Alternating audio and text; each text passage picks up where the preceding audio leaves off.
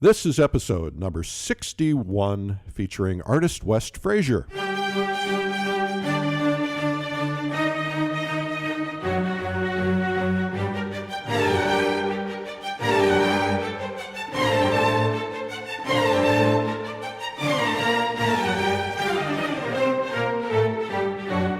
Welcome to the PleinAir podcast from PleinAir magazine. I'm your host, Eric Rhodes, the founder and publisher of PleinAir magazine.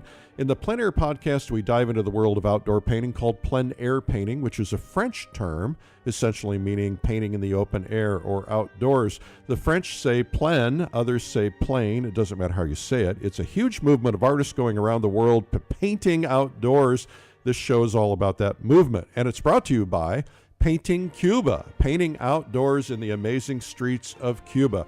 We did a historic trip last year when it was just barely legal to get in, and now they've basically made it that you can't go there anymore if you're an American, but we have a special visa, special permission to get in, and we just squeaked through to get it right before everything changed, and so we're still grandfathered in. It's probably the last chance to go to Cuba. 50 painters, and we're going to paint and stay in Old Havana. It's going to be beautiful. Plus, we're going to visit the Sorolla paintings at the museum, which you'll probably never be able to see again in your lifetime unless they leave there. And, of course, visit the Hemingway house where Ernest lived. It's great painting, great food, great Cuban culture, lots of fun, lots of people, and daily painting with friends, old and new. So come with us. We've only got a few seats left, and we got to get your visa done. So you can learn more at paintingcuba.com. It's my desire to see more people fall in love with PleinAir painting. You can help by sharing this podcast with your friends on social media, and it's working. We're up to 18,000 listeners per episode, and we've had 158,000 people listen so far. So thank you for sharing it. Keep telling people about it. Also, a lot of people showed up at the PleinAir convention last year. About 100 new people showed up, had never painted before, took our PleinAir Basics course. We have that again this year. And the interview is brought to you by the PleinAir Convention, which is going to be in Santa Fe this year. Amazing scenery. Last year, we had about 1,000 people. This year, we're going to exceed that, it looks like. And it's so much fun because we're indoors together learning on 4 different stages from the greatest of great masters of PleinAir painting. We've got some of the greatest watercolor and oil and pastel painters in the world. And then we go outdoors together in the same location, all of us together painting. And we have these field painters, instructors who go around and they work with you and help you. So you don't need to feel at all self-conscious about painting in front of all those people because everybody's out there to learn and grow. And we'd love to have you come. It's PleinAir Convention. You can learn more at pleinairconvention.com. Well, let's get right to our interview with West Fraser.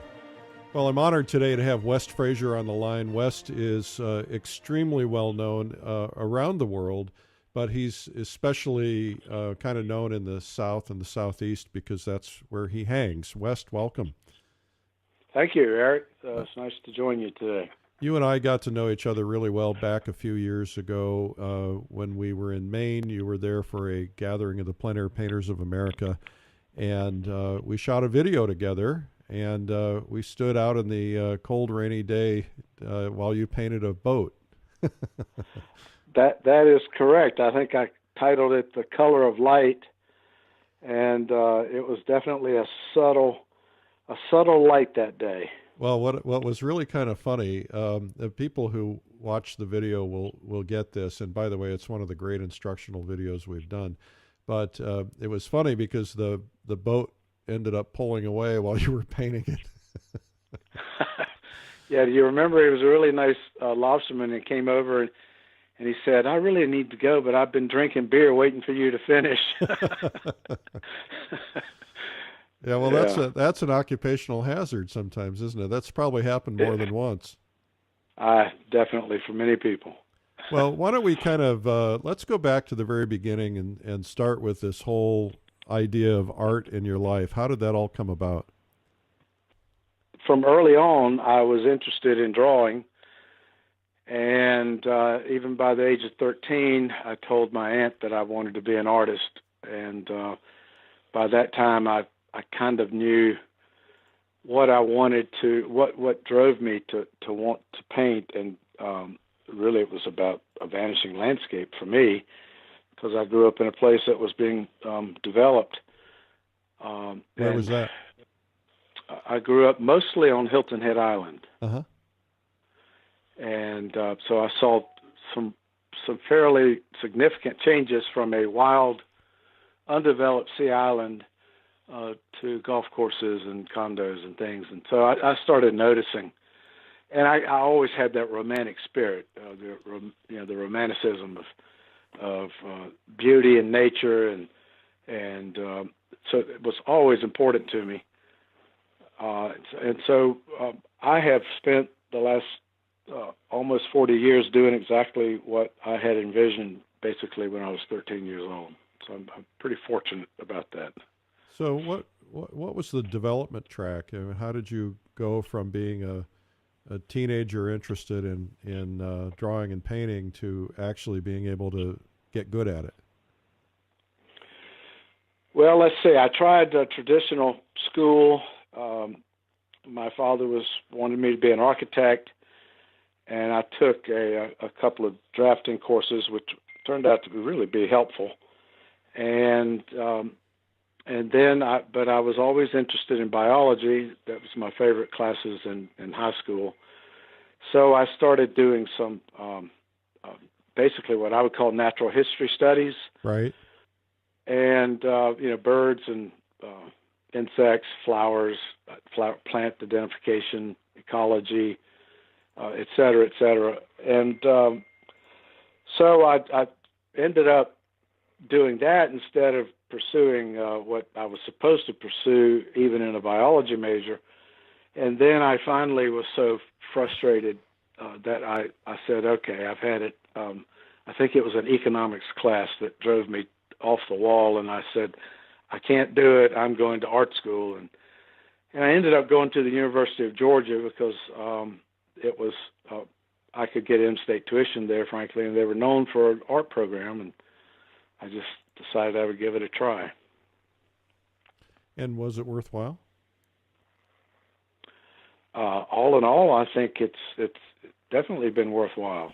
Well, the reason I asked that question is because there are a lot of people your age who suffered with the whole modernism thing and the idea that studying and painting in representational ways was not cool anymore. Well, that was my first impactful discovery at the university. I believe my first drawing class, and I went in as a junior because I had studied, as I said, at some other schools in biology mostly. And my first drawing class, we were sent off with an assignment to go out into the town and make drawings. And so I went out and I drew some old buildings and things, and came back, and there was a hip young one of my classmates, more hip than I was, sauntered in the hallway and threw his pad on the floor and made one scribble line, and that's what he put on the wall. And myself and several other people put up, earnest drawings from life. And the professor went to the scribbled line and said, "Now this is what art is." And I knew right there that maybe I was in the wrong class, or maybe I needed to find a different way to approach my studies. I found an illustrator in the commercial school that I could study with, and he became a very strong mentor and basically taught me to see and to develop a critical eye, and that has been probably the most important thing I learned in school was that critical eye, and that there's a right way to do it and there's a wrong way to do it. Who was that person? Well, his name is Larry Gerber. Okay. So how do you develop a critical eye? I know that talking about it isn't going to be as easy as demonstrating it, but what is that all about? Well, it all goes back to drawing, and that's why you draw the nude figure, because we as humans know the human race better than any other creature, And so when you look at yourself in the mirror, or you recognize yourself and you know that you're a human as opposed to an android.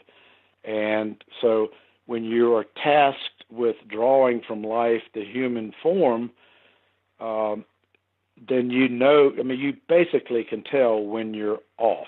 So, there's schools the atelier schools, like the Florence Academy, that you start with cast and then you go to life drawing, and it's very tedious, and it's great because the professor can be behind the student saying, no, you're still not right.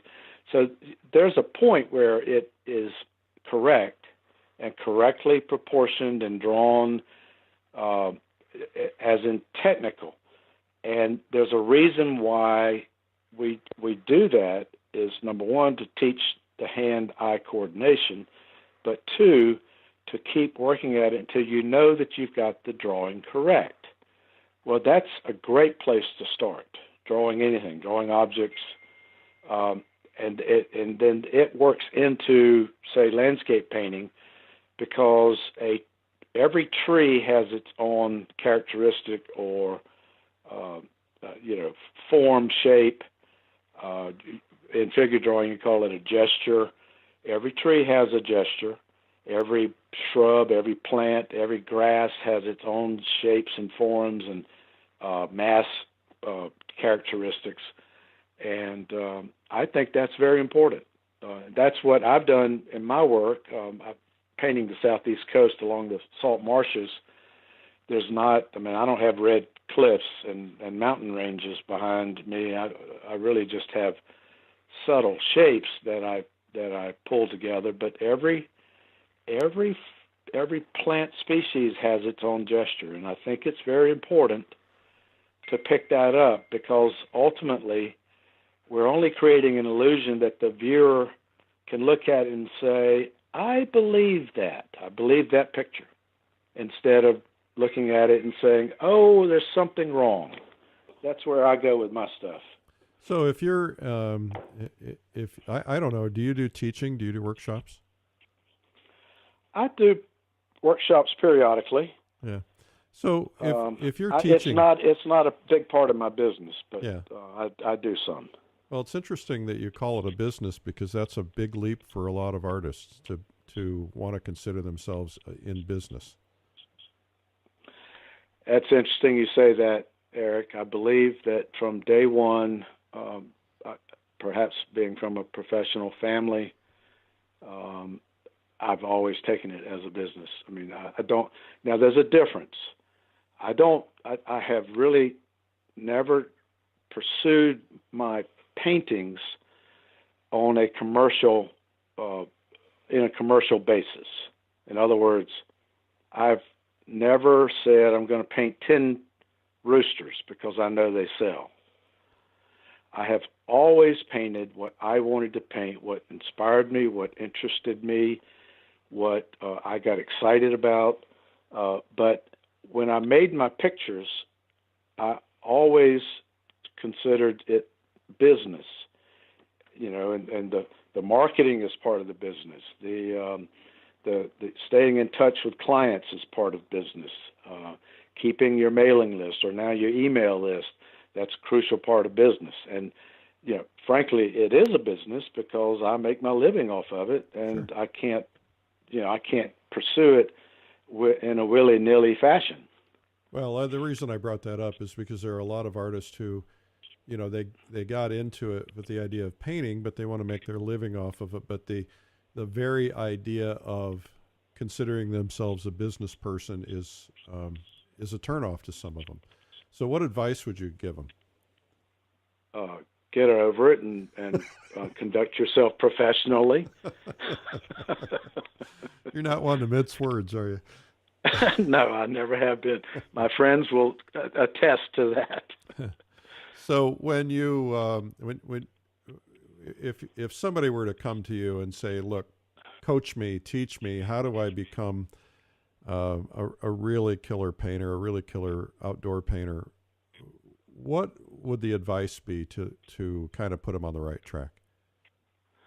Okay, I've been hoping some young, talented person would come to me and say, I'm willing to put the work in, teach me.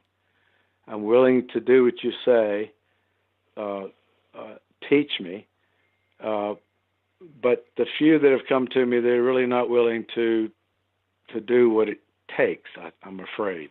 You know, it's Because interesting. it does.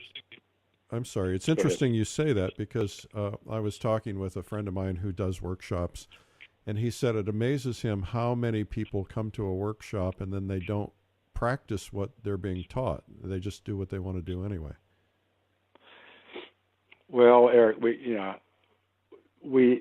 you and I both know that life can get complicated and busy, but in reality, there's only you're either going to make a earnest pursuit of a profession of an artist, and I would say that Edgar Payne and Edward Redfield and many artists from the past several hundred years would agree with me that it's a profession. And if that's what you want, you have to be willing to sacrifice, but you have to be willing to work hard, and there's no in between. And that's hard for people to grasp, and it's also hard for people to accept because, I know for a fact that I've had people look at my paintings and they think that, in other words, it looks so easy because, frankly, after 40 years, I can paint a picture that it looks like it was very easily done. But it never was. You don't see a struggle in it, but they can't comprehend the 10,000 hours plus that went into it to make it where it is done with assurance. So, back to the young person. It is a commitment. And I had somebody come to me a while back, and I wrote her a nice response, and I told her what she would have to do. I haven't heard back from her. She said, I'm going to do that, and I'm going to come see you. I told her things like draw 100 heads of your friends. Now, you might not be planning to be a portrait painter, but that goes right back to training your eye and hand coordination. So draw 100 heads and come to me after you've done 50, and I'll expect you to do 100. But I will start working with you after you've done 50.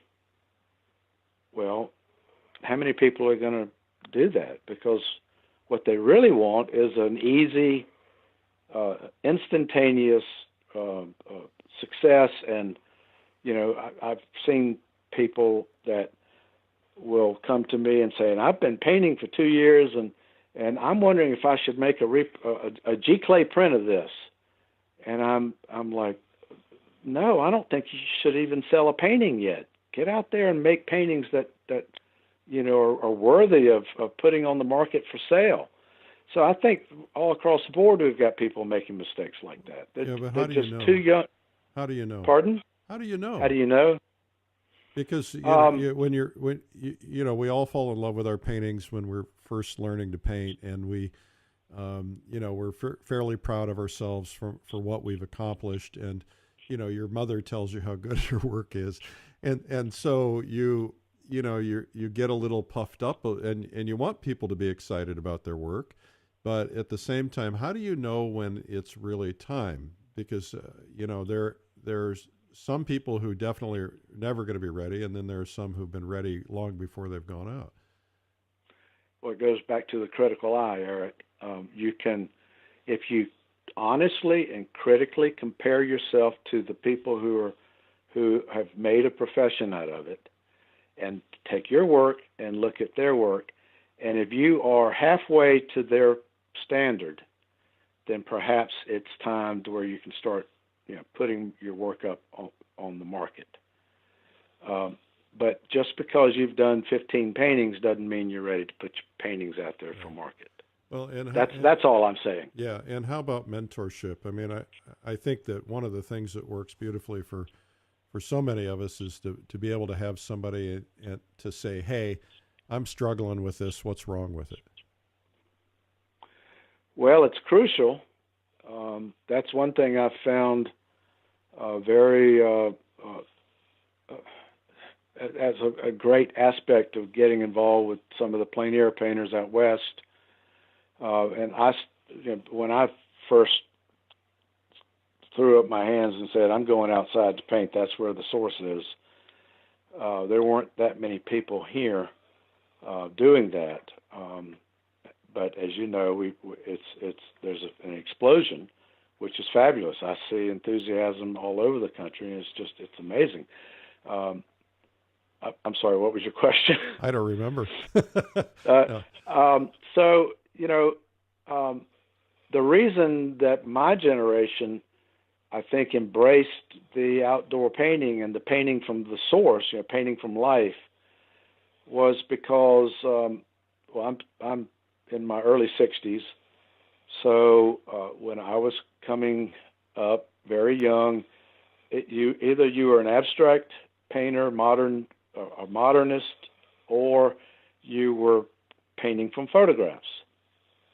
I was trained to start painting from photographs, and that's what I was doing for almost 10 years until I just I was dissatisfied with it, and I've always loved the outdoors, and so to me that was the perfect combination, is to get outside and really immerse yourself into what you want to do, their inspiration. For me, I had a region that is part of my heritage that really has not been painted that much, had not been painted that much.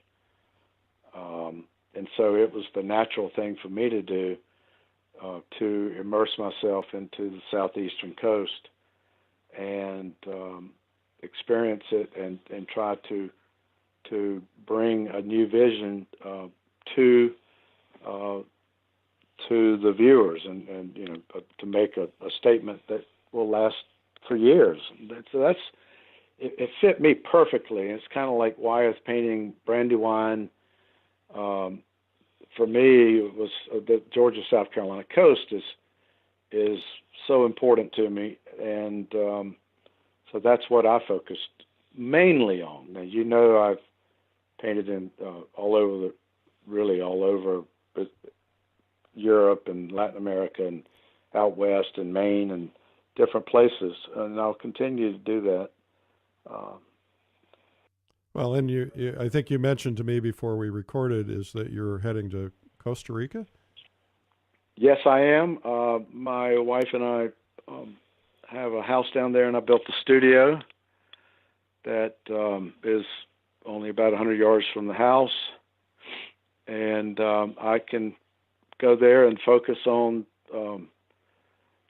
painting. So along with that, I also transitioned, Eric, from for 25 years, I did nothing but paint directly from life, and that's what I sold. And now I'm using combinations of paintings from life. I'm starting to make up compositions because I've done so many paintings. I've finally learned that a painting is it works when it has all the elements of the principles of design and all the things that go into making a good piece of fine art. It doesn't really matter if it's exactly like nature. It's really more about making an illusion that the viewer can believe and embrace. So for me now, I'm doing a lot of much bigger paintings, what I would call exhibition paintings, combinations of work from life. I'll sometimes start the big canvases outdoors and then work them up in the studio. And but I found that the 2 or 3 hour window just wasn't enough to sometimes get what you really wanted. So I mean, I'll use some photographs. I'll go back to the area and make some observation studies in my notebook, or paint some small studies. But so in my studio in Costa Rica, I can work uninterrupted, no obligations, no social obligations, and I'm away from the business aspect to where there's not a whole lot I can worry about, because there's not that much I can do about things involved in business, and so it's I can really focus on what I do, which to me is just, I mean, it's the ultimate, and that's what I've been working for all these years, and I'll paint for the rest of my life, of course, and so now I've found a happy place to do that.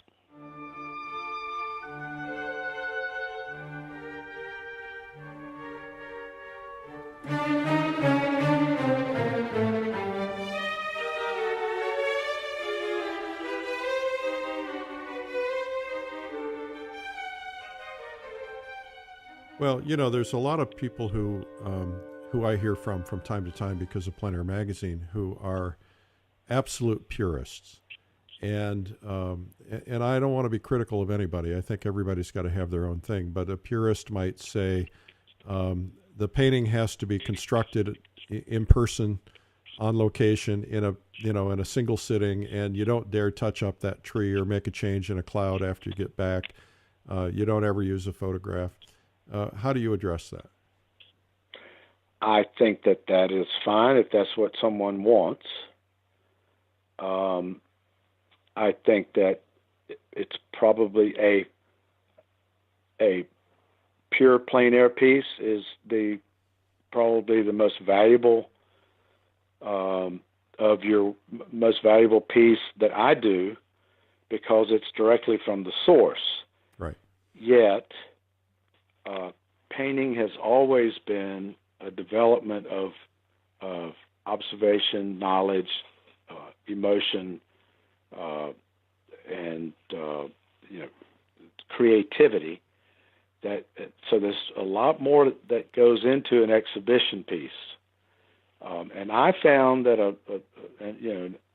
I've always painted bigger than most people, outdoors even, but an 8x10 is fine, and it's a great way to make a study and to observe. And when you're standing there for 3 hours doing a painting, it's almost like you're doing a recording in your head, and it adds to that memory knowledge. And I think it's invaluable, totally invaluable, and it's crucial. And to be a good naturalistic painter, you have to do that.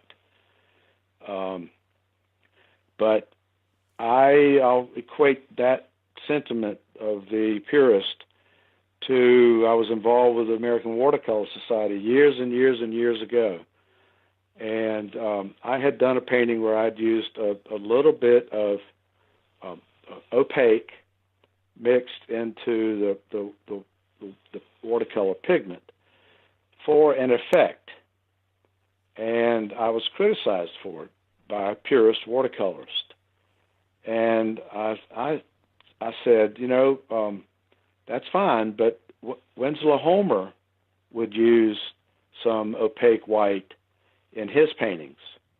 And so if he could do it, or if John Singer Sargent could do it, then I think I'm fine doing that. So it really comes down to, what is your thing?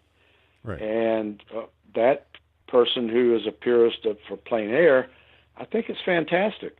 And there are people who grind their own pigments and still do the rabbit skin glue and priming and gessoing of the canvases.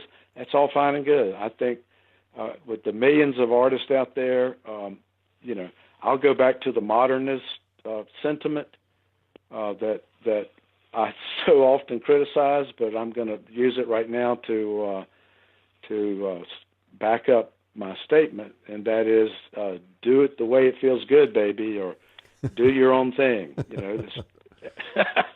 Well, that's there's not a right or wrong, and I No. think that's that's right. I mean, you got to do what speaks to your heart, and I was meeting with an artist yesterday, and he wanted to show me his work, and his work was wonderful, but I started realizing that I was kind of guiding him the way I would do it, and I caught myself and stopped myself and said, you're on your own path. You're doing a great job here. Here's some things I might do differently, but I think that everybody's got to find their thing, and if they don't, we would never see any innovation, would we?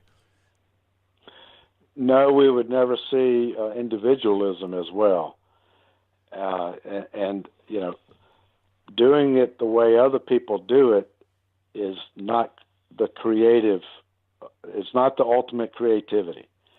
Doing it the way it comes natural to you, to where you develop your own message and your own statement and your own style and your own vision, that's what fine art is. So how do you get there?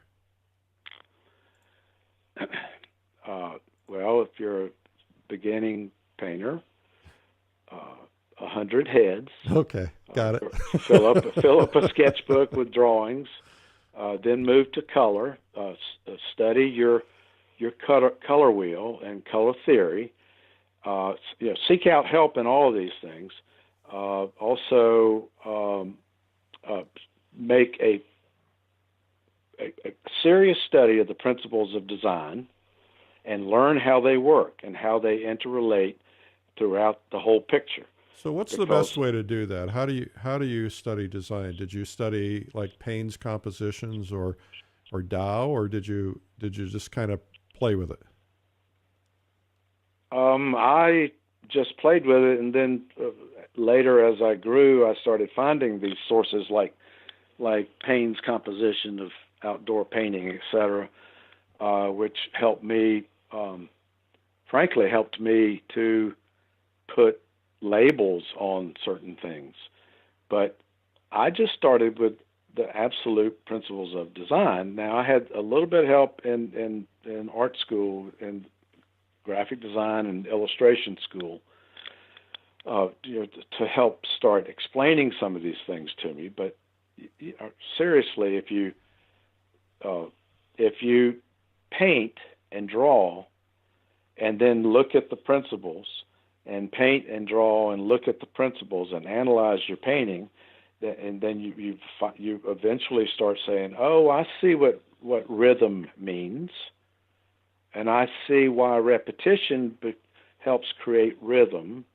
I see how eye movement affects the viewer's experience in a painting, et cetera, et cetera, et cetera. And read books,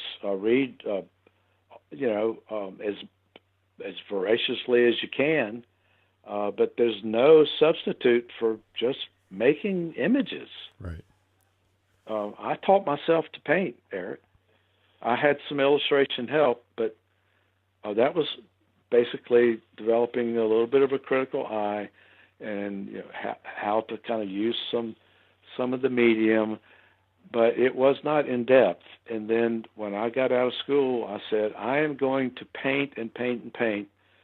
I'm going to try to make a living from this before I start.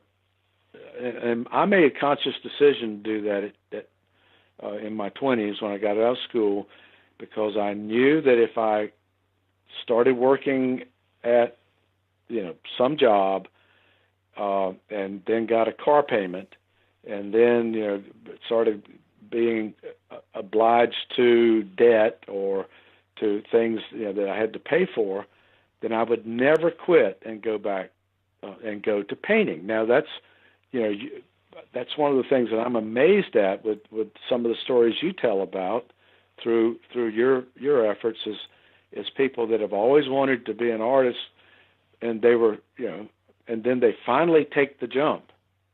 I mean, I think that takes more balls than I ever had.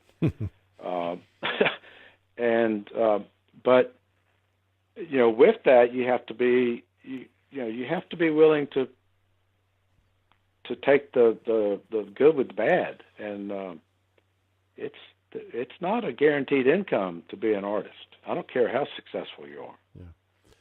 You're at the whim of people's sentiment and the economic atmosphere. There's no. It's not like having a paycheck every 2 weeks.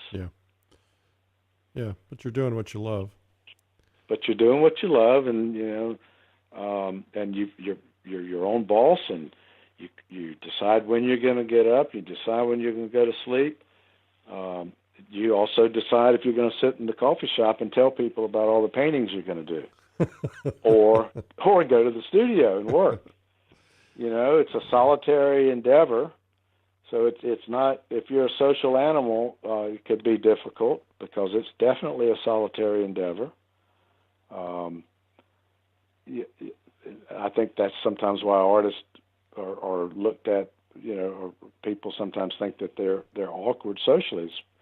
If we tend to be,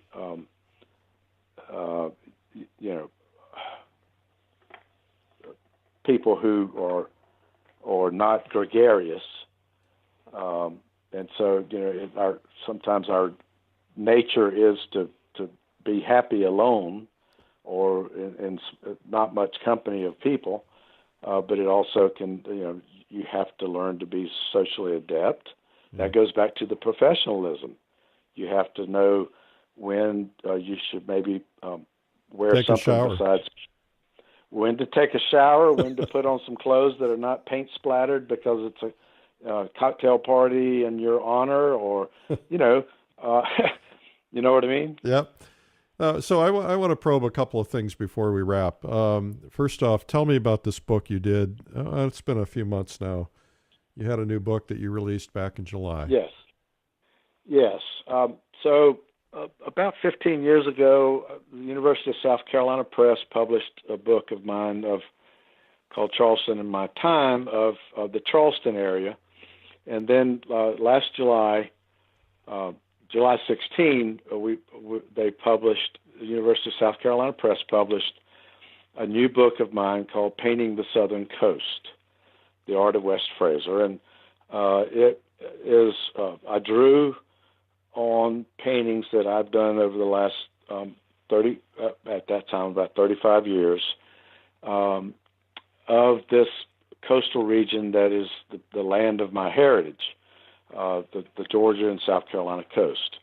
And it's about 250 color plates, and I have an essay in it, basically my story, telling people who I am and why I've done what I've done, and then a couple of there's an essay by a Southern art curator, Martha Severance, and my friend John Stern did an introductory to the book. And each painting, some of the paintings I have excerpt or vignettes of some things that I've written about the painting, or a historical note about where it is, or ecological statements about the importance of the region and importance of the estuaries. So it's kind of it's not an art book. It's not. I don't really talk about how I paint or what I don't talk about method. I do talk about my development and why I've done what I've done. And it's sort of developed as a journey of this region that I find so compelling, that I'm compelled to paint and to share with people. I also very specifically have. It's interesting when I looked back on what I've done. I've been very specific about my paintings, as in place. So place has always been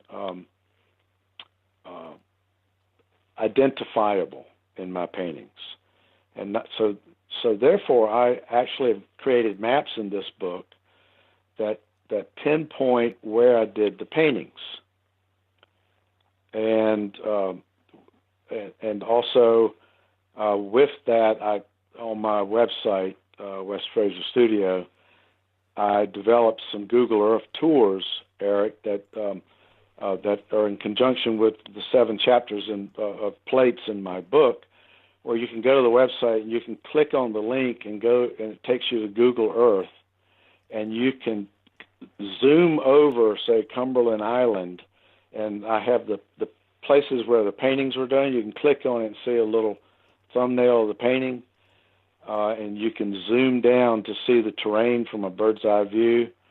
So it's just a kind of a fun idea I came up with, but it's really because of the place, for some reason, was so damn important to me. Excellent. Now, also, I want to know a little bit about kind of your theory about what's next in terms of your career. You and I talked extensively on the interview you did on the DVD about museum shows, and I think you alluded to the fact you're working on some big paintings now. What's your ultimate purpose with those, and why is that important at this point in your career? Well, it was I'm of the generation that always believed your provenance or your exhibition history was important to career. So it goes back to the profession. My career, my profession is a career in the arts, and developing myself as a known entity, as a known painter, and I have fortunately been awarded maybe 10 one-man shows in museums from California to Midwest and mostly back here at home. And I just did one at the museum here in Charleston, South Carolina, where I live, the Gibbs Museum, of about 35 paintings that I borrowed back from different collectors and that are in that represented paintings in my book. So to have a painting, an impactful painting, I believe it needs to be a substantial size. Now, I used to think a 30 by 36 was a fairly big painting, and it's a big painting to be doing outdoors, which I've done a lot of those. But now, 40 by 50 is an exhibition piece, and a 30 by 36 is a good one to have. And then some studies that go along with the larger paintings, tells a story. But the modernists figured out a long time ago that large paintings made a bigger impact. And so for me, I believe, and even throughout history, Rubens was doing the giant exhibition paintings because they made the impact. They were like going to see a movie. Beardstadt made the big Western paintings, because they made a giant impact. And they're not going to end up in a Goodwill. No, yeah, exactly. And people, anyway, I can't state the impact, but I just found that I didn't really think I was going to establish myself in the big boy market of fine art unless I was willing to do what I call exhibition paintings. So do you care about how you're remembered, and how do you want to be remembered? I know it's a little soon for that discussion, but in case the plane goes down, I don't know where I am. A lot of people would say I'm mid-career, I guess, or something, established mid-career. And I said that I hope to paint for the rest of my life. I've got good health, and I hope I'm into my 80s before I say I've my back hurts too much to paint. But I just want to be respected by my peers as somebody that made good paintings, and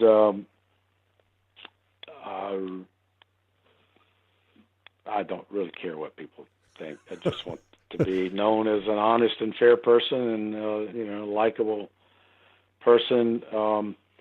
My art is what will be remembered, and so as far as my art goes, I believe it will be as an important painter in my region, or an important American regional painter, which I think is actually more important than the New York art scene or the Los Angeles art scene. We've got the regionalist painters are, I believe, far more impactful than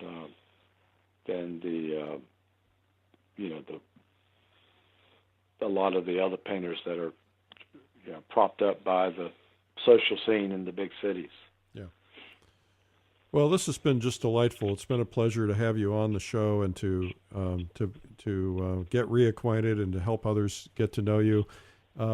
People can find your work and your books at westfraserstudio.com. Correct. All right. Terrific. Yep.